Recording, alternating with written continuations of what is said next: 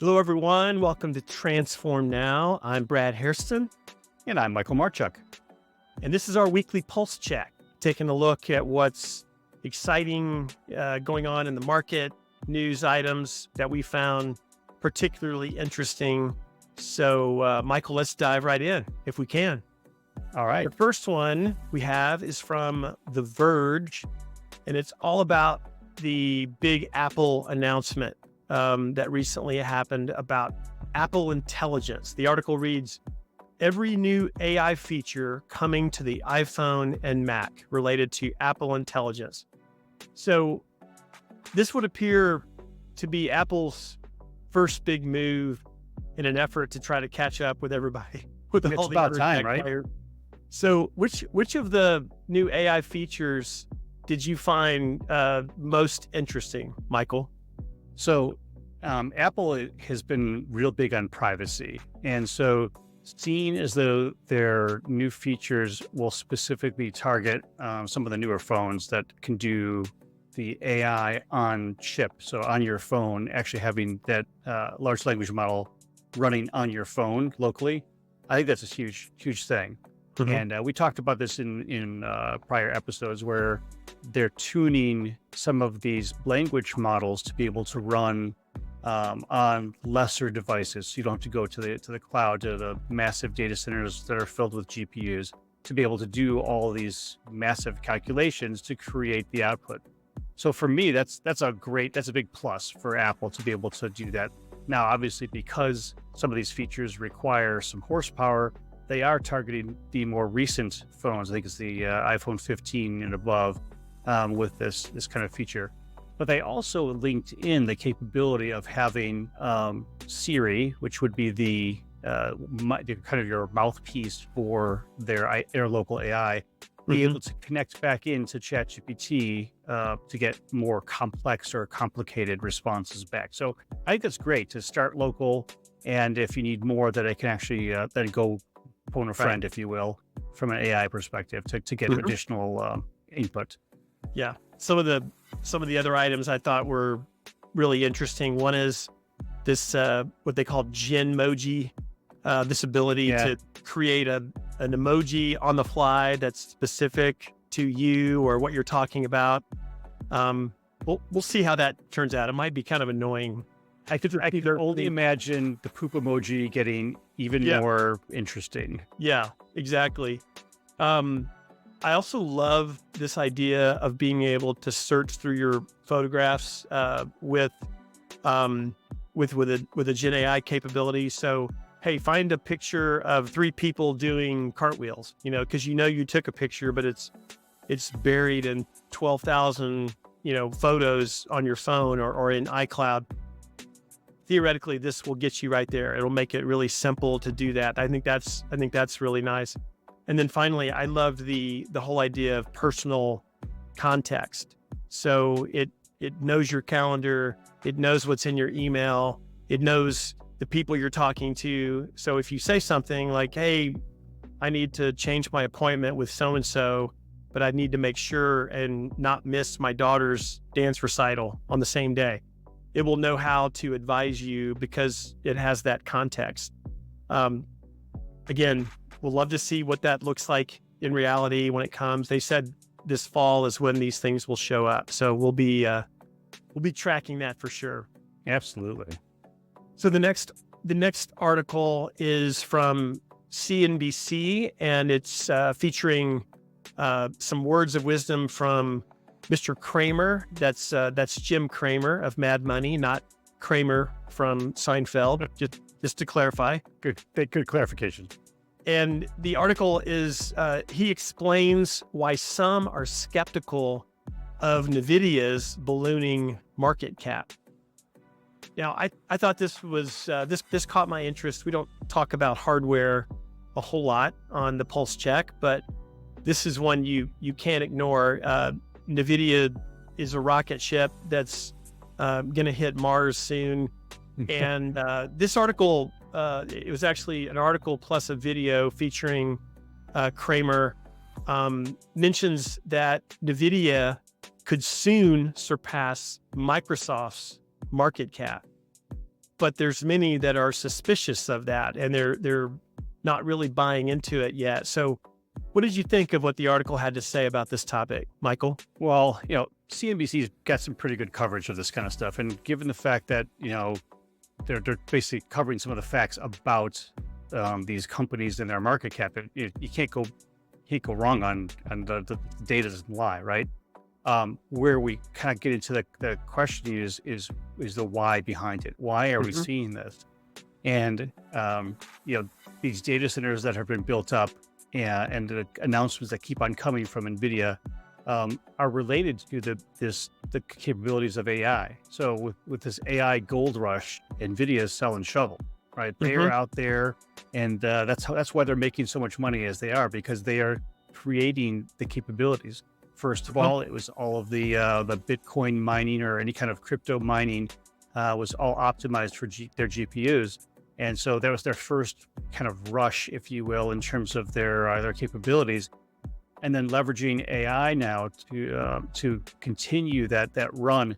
This is a hungry beast. I mean, as you're talking about these models, they're only getting larger and more complex and require a lot more compute power to be able to make this happen. And who better to have you have that kind of setup is than that a hardware company like the Nvidia, who's coming to the table saying, we understand this is only going to get more complex, and we're going to make sure that you can feed that beast with more and more CPU or GPU hardware power, and that's what they continue to do. So I think that's really what they're doing. Then again, the market hasn't been wrong, even though they've made quarter after quarter, they've made these outrageous. We're going to see this next kind of growth. They've beat their growth estimates every single quarter. Again, while this is not a financial talk show here, you have to wonder, they're making aggressive statements, and then they're beating them. And that's because they are seeing the need and they are fulfilling it as these organizations are continuing to grapple with how best to fulfill these AI requirements. Yes. And for those keeping track, Nvidia their market cap is 2.8 trillion. Microsoft is 3.2 trillion. So there's still some distance between them. But Nvidia is right behind Apple. Apple's 2.9 trillion.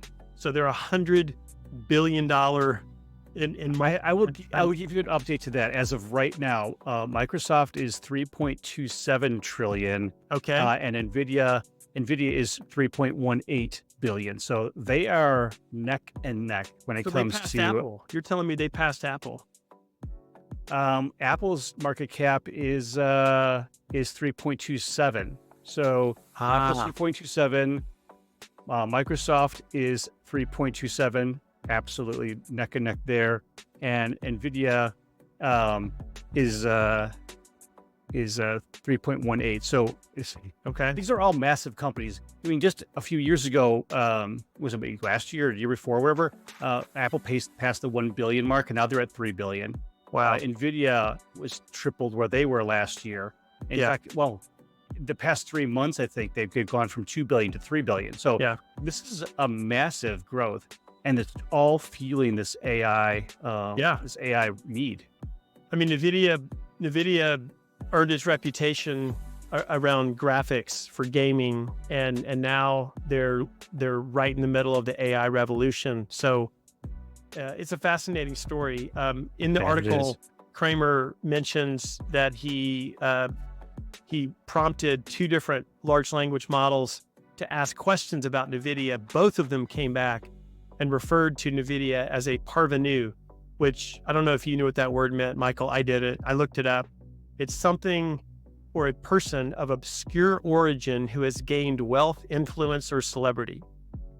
So I think that's a good word for it. And of course, 2 different large language models agreed on that. Excellent. Well, our third article is from Futurism, and it's titled AI Systems Are Learning to Lie and Deceive, Scientists Find. Now, this is a pretty alarming piece. Just take the title as is.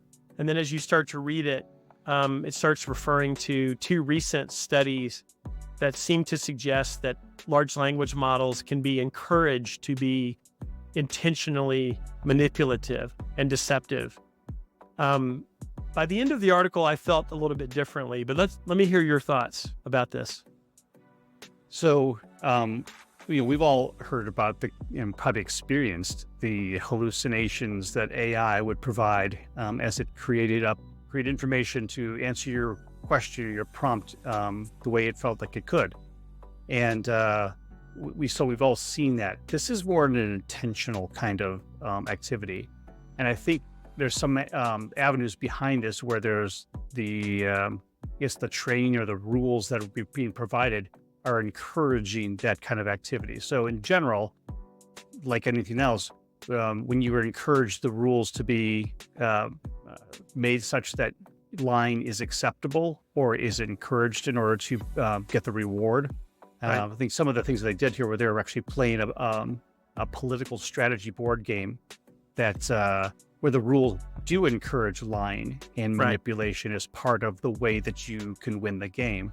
Yeah. So that is sort of the back text or context of what they were trying to do. What's kind of scary in my mind, though, is this gets back to that concept of if you can create the correct situation or scenario where lying is encouraged, then there's all sorts of activities that AI, where we're considering this to be a benevolent Yeah. kind of thing, can be actually turned against ourselves because of the people who are using it. So just like Right. anything else, a bat can be used for baseball or a bat Yeah. can be used to create a crime, right? So Yeah. that's how we look at it. The tool is being used in a way that was intentionally manipulated to create deceptive responses. Yeah. Yeah. To me, the turning point in the article was when they mentioned that the research was revolved around this game that involves deception. So, and the large language model that they were drilling into was Meta's Cicero model. Meta came back in response to the research and said, we taught the model to be deceptive because that's what it required. The game itself requires deception in order to win. So I thought it was a good response. I think it made me feel better that they did that. On the other hand, you're right. It does raise the question about, well, if LLMs can be trained to be manipulative and deceptive, that's something we need to be on the lookout for. So it just heightens the need for guardrails, for It audit sure trails, does. for source It sure does. transparency, all those things. Absolutely, because the first thing that came to my mind as we started thinking through these things, I often go to movies as the very first that kind of context for me. And Ex Machina was the movie that came to mind first in terms of AI manipulation of humans to deceive. And so again, the training and the reward systems and the activities that are surrounding it are all part of that same context. If you are if you want that kind of outcome, it can produce it for you. And if you train it well enough, maybe it could do it very well. Yep. Absolutely. So speaking of nefarious activities, I also wanted to bring up one last thing, which is this is the 25th anniversary. This June is the 25th anniversary of Napster. And Interesting. I know that, from a long time ago, I may or may not have used Napster, as well as the other 80 million people who may or may not have used it as well at one point in time. But what was interesting is that this is something that actually changed the face of the way we experience music. Rather than having to get physical copies of something, now we were all experiencing this capability of downloading, which now is natural and normal to us as we stream from every device we have. And either we pay for it or we pay for it with ads that we listen to, kind of like the radio model. The reality is that it changed the way that we experience music and the way that music was distributed. So No I doubt. just wanted to call that out. 25 years ago, this was something brand new, and now it really changed the industry. So what's going to happen completely 25 changed years it. from now? Yeah, and if you saw The Social Network, you know that the Napster guy had a big role in the launch of Facebook. Yeah.